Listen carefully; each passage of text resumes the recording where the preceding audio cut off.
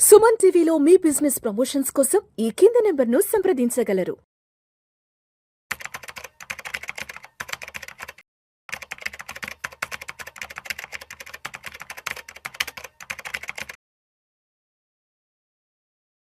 చక్రధర్ గారు నమస్తే సార్. నమస్తే అండి. Welcome to Suman TV. Thanks అండి. సో చక్రధర్ గారు, మీరు ఆల్మోస్ట్ ఈ ఇన్వెస్ట్మెంట్ సెక్టార్లో ఒక 20 ఇయర్స్ నుంచి ఉన్నారు కదా. ఈ 20 ఇయర్స్ జర్నీలో మీరు ఎంతోమంది ద బెస్ట్ ఇన్వెస్టర్స్ని చూస్తుంటారు. అంటే ఇన్వెస్ట్మెంట్స్ చేసి బాగా సక్సెస్ అయ్యి బాగా వెల్త్ క్రియేట్ చేసిన పీపుల్ని మీరు ఎంతోమంది ఐడెంటిఫై చేస్తుంటారు. అదేవిధంగా కొంతమంది ఇన్వెస్ట్మెంట్స్ చేసి కూడా ఫెయిల్యూర్ అయిన వాళ్ళని కూడా అంతకంటే ఎక్కువ మందినే చూస్తుంటారు కదా.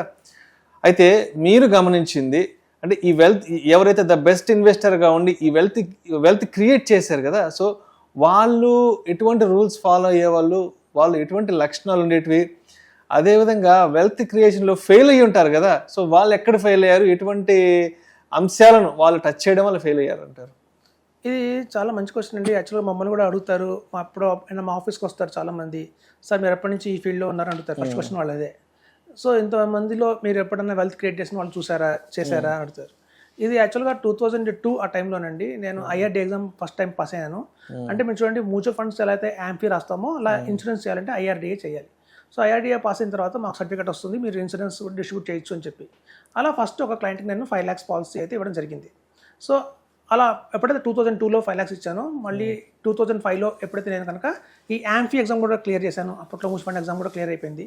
అప్పుడు అతనికి నేను రికమెండ్ చేశాను ఆ క్లయింట్కే, మీరు మ్యూచువల్ ఫండ్స్ కూడా చేయండి. ఇన్సూరెన్స్ అంటే కేవలం రిస్క్ పాయింట్ ఆఫ్ వ్యూలో అది బెటర్ ఉంటుంది, కానీ ఇన్వెస్ట్మెంట్స్ పాయింట్ ఆఫ్ వ్యూలో మీకు మంచి రిటర్న్ రావాలంటే మాత్రం అల్టిమేట్గా మ్యూచువల్ ఫండ్స్లో ఎస్ఐపి చేయాలని చెప్పాను. సో అలా 2005లో ఆయన విన్నారు, ఎస్ఐపి మొదలుపెట్టారు, మంచి మ్యూచువల్ ఫండ్స్ ఇచ్చాను వాళ్ళకి. సో అలా సుదీర్ఘ కాలంలో మనం ఇప్పుడు 2014 ఆ టైంలో మీరు కేవలం మ్యూచువల్ ఫండ్సే కాదు, పిఎంఎస్ కూడా ఉంటుంది. అదొక మంచి ఆపర్చునిటీ ఉంది వాళ్ళ ఇండియాలో మార్కెట్లో. ఆ రోజు పిఎంఎస్ మనకి 25 lakhs అంతే ఉండేది. సో అట్లాంటి టైంలో ఆయనకి ఒక మంచి పిఎంఎస్ సజెషన్ చేయడం జరిగింది. సో ఎప్పటికప్పుడు మనం చెప్తున్నప్పుడల్లా వాళ్ళు మారుతూ అంటే కేవలం ఇన్సూరెన్స్లోనే ఉండకుండా, కేవలం మ్యూచువల్ ఫండ్స్లోనే ఉండకుండా అటు పిఎంఎస్, ఏఏఎఫ్ అలా మార్చుకుంటూ అలా 5 lakhsతో మొదలుపెట్టిన క్లయింట్ ఇవాళ ఆయన వెల్త్ 10 కోట్లు అయింది. 10 కోట్లు. సో ఆ 10 crores అక్యుములేట్ అయినందువల్ల ఆయన చాలా సక్సెస్ఫుల్గా ఫీల్ అవుతున్నారు. ఇవాళ ఆయన ఒక సాఫ్ట్వేర్ కంపెనీలో పనిచేస్తారు, ఒక మంచి రోల్లో ఉన్నారు. ఆయన ఏమన్నారంటే, చక్కగా నాకు ఏ కాదు కదా, ఏమొచ్చినా నాకు ఏం ప్రాబ్లం లేదు, నాకు సఫిషియెంట్గా వెల్త్ క్రియేట్ అయిపోయింది. సో ఇప్పుడు నేను రిటైర్మెంట్ అయిపోయినా నాకు వచ్చిన నష్టం లేదు. సో కాబట్టి అందరూ భయపడుతున్నారు, మా ఆఫీస్లో ప్యానిక్ అయిపోతున్నారు, ఏదో వచ్చింది కొత్తగా కానీ దానివల్ల నాకైతే ఇంపాక్ట్ ఏం లేదు, నాకు ఆల్రెడీ సఫిషియెంట్ వెల్త్ క్రియేట్ అయిందని.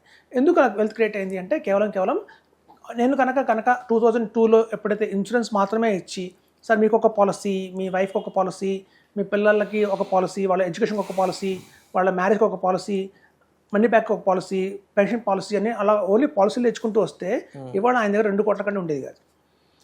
కేవలం మ్యూచువల్ ఫండ్స్ మాత్రమే ఇచ్చుంటే కనుక నేను, సార్ ఒక ఫ్లెక్సీ క్యాప్లో వేయండి, మిడ్ క్యాప్లో వేయండి, స్మాల్ క్యాప్ వేయండి, లార్జ్ క్యాప్ వేయండి, బిజినెస్ సైకిల్ ఫండ్ వేయండి, థీమాటిక్ ఫండ్ వేయండి, ఇట్లా కంపెనీ మార్చుకుంటూ కేవలం మ్యూచువల్ ఫండ్స్లోనే మాత్రమే ఇన్వెస్ట్మెంట్ చేస్తుంటే ఇవాళ 5 crores కంటే వెల్త్ క్రియేట్ అయ్యేది కాదు. ఎప్పుడైతే కనుక ఒక పర్టికులర్ సెగ్మెంట్కి స్టిక్ అయిపోకుండా అటు insurance, mutual funds, PMS, AF, small case ఇట్లా అన్నిట్లో మధ్యలో కార్పొరేట్ బాండ్స్ కూడా యాడ్ చేసాం. ఎందుకంటే మొత్తం మార్కెట్లో ఉండకూడదు, కొంత సేఫ్టీ కూడా ఉండాలి అని చెప్పి కార్పొరేట్ బాండ్స్ కూడా యాడ్ చేసాం. సో ఇట్లా అన్నిట్లో ఇన్వెస్ట్మెంట్ చేయడం వల్ల ఆయనకి 10 crores అయితే అక్యుములేట్ అయింది. అలాగే ఒక 2005లో నా దగ్గర ఇంకో క్లయింట్ వచ్చారు. ఆయన దగ్గర మ్యూచువల్ ఫండ్స్లోనే వస్తూనే మ్యూచువల్ ఫండ్స్ మొదలుపెట్టారు నా క్లయింట్. ఆయన సెకండ్ బెస్ట్ క్లయింట్ నాకు. సో ఆ క్లయింట్ ఏం చేశారంటే, ఎప్పుడు కూడా మ్యూచువల్ ఫండ్స్ అనేవాళ్ళు. నేను 2014లో చెప్పాను పిఎంఎస్ వేయండి అని, వద్దులేండి మా ఫ్రెండ్స్ అన్నారు, వద్దని చెప్పారు, అందులో రిస్క్ ఎక్కువ ఉంటుంది అంటున్నారు, అందులో ఎక్కువ మ్యూచువల్ ఫండ్స్ కంటే 2% ఎక్స్ట్రా రిటర్న్ వస్తుందని చెప్తున్నారు, పైగా ట్యాక్స్ ఎక్కువ పెడతాయి అంటున్నారు అని నెగ్లెక్ట్ చేశారు. 2014లో నెగ్లెక్ట్ చేశారు, 2015లో నెగ్లెక్ట్ చేశారు, 2017లో నెగ్లెక్ట్ చేశారు. ఎప్పుడైతే 2019లో అది మీ అమాంతం 50 lakhs అయిపోయిందో పిఎంఎస్, అప్పుడే నాకు అర్థమైంది, అరే ఎందుకు ఒక మంచి ప్రోడక్ట్ కాబట్టి అలా సెబీ 5 lakhs నుంచి 25 lakhsకి, 25 lakhs నుంచి 50 lakhsకి పెంచుకుంటూ వెళ్ళింది. అదే కనుక ఒక డిమాండ్ అని ప్రోడక్ట్ అయితే కనుక దాన్ని పెంచాల్సిన అవసరం లేదు కదా. సో మిగతా వాళ్ళతో చెప్తుంది అబద్ధం, కరెక్ట్ కాదు, ఇతను చెప్తుంది కరెక్ట్ అని చెప్పి అప్పుడు 2019లో మళ్ళీ మొదలుపెట్టారు పిఎంఎస్. సో ఎప్పుడైతే 2019లో పిఎంఎస్ మొదలుపెట్టారో అప్పుడు అక్కడి నుంచి ఆయన పిఎంఎస్కి ఎంత ఫేవరెట్ అయ్యారంటే, మ్యూచువల్ ఫండ్స్లో ఉన్న మొత్తం అమౌంట్ తీసుకొచ్చి పిఎంఎస్కి పెట్టేశారు. సో మొత్తం ఇప్పుడు ఆయన దగ్గర 6.5 crores ఉంది. 6.5 crores కూడా పిఎంఎస్లోనే ఉంది. 2.5 crores ఒక పిఎంఎస్లో 1.5 crore అట్లా. సో ఆయన ఏఎఫ్ కూడా చేయట్లేదు. సో కేవలం పిఎంఎస్ మీద ఎక్కువ కాన్సన్ట్రేషన్ చేస్తున్నారు. సో చూస్తే ఈయన సెకండ్ బెస్ట్. సో మనం ఏంటంటే అప్డేట్ అవ్వాలండి. ఇప్పుడు ఇంకోటి ఏంటంటే మార్కెట్లో ఏమైనా కొత్త ఇన్వెస్ట్మెంట్ వస్తుంది అంటే పాత ఇన్వెస్ట్మెంట్ని పట్టుకోకుండా కొత్తగా వస్తున్న ఇన్వెస్ట్మెంట్ గురించి కూడా అవగాహన పెంచుకొని నాలెడ్జ్ పెంచుకొని అన్నిట్లో అప్డేట్ అవుతుంటే కనుక మనం చూడండి, ఒక ఫోన్ నుంచి ఆ రోజుల్లో టీవీలు పోర్టబుల్ టీవీలు ఉండేది. బ్లాక్ అండ్ వైట్ టీవీ నుంచి portable TV, colour TV, plasma TV ఎలా మారుతూ వచ్చిందో అలాగే మన ఇన్వెస్ట్మెంట్లో కూడా చాలా రకాలు వస్తుంటాయి. ప్రతి ఒక్క రకంలో స్టెప్ బై స్టెప్ మార్చుకుంటూ వస్తేనే వెల్త్ క్రియేట్ అవుతుందండి. నేను వీళ్ళిద్దరిలో ముఖ్యంగా గమనించిన ఒక మేజర్ కారణం ఏంటంటే వాళ్ళు ఎప్పుడు కూడా ఒక సంవత్సరంలో లీవ్ పెట్టి తీసుకుంటారు. అండ్ మనం సాధారణంగా లీవ్ అనగానే ఇప్పుడు చూడండి, ఒక బుధవారం హాలిడే వచ్చింది, గురువారం హాలిడే వచ్చింది, శనివారం ఆదివారం ఇలాగ హాలిడే, శుక్రవారం మధ్యలో హాలిడే పెట్టుకుంటే మొత్తం కంటిన్యూస్గా 5 days హాలిడేస్ వస్తాయి కదని చెప్పి చాలామంది లీవ్స్ని అలా యూజ్ చేసుకుంటారు. కానీ వీళ్ళిద్దరు అలా కాదండి. వీళ్ళిద్దరిలో నాకు కామన్ పాయింట్ ఏంటంటే సంవత్సరంలో ఒక రోజు మాత్రం కేవలం ఫైనాన్షియల్ ప్లానింగ్ కోసం మాత్రమే లీవ్ తీసుకుంటారు. ఆ రోజు నీకు ఏ పని పెట్టుకోరు. సార్ మీరు ఆ రోజు ఫ్రీగా ఉన్నారా నాకు సార్ అడుగుతారు. ఎందుకంటే వాళ్ళు లీవ్ తీసుకున్నప్పుడు నేను మళ్ళీ బాంబేకో చెన్నైకి వెళ్తే మళ్ళీ లీవ్స్ వేస్ట్ అయిపోతుంది. సో వీళ్ళిద్దరిలో ఉన్న కామన్ పాయింట్ ఏంటంటే ప్రతి ఒక్క సంవత్సరం ఒక రోజు మాత్రం కంప్లీట్గా వాళ్ళు ఫైనాన్షియల్ ప్లానింగ్ కోసమే కేటాయిస్తారు.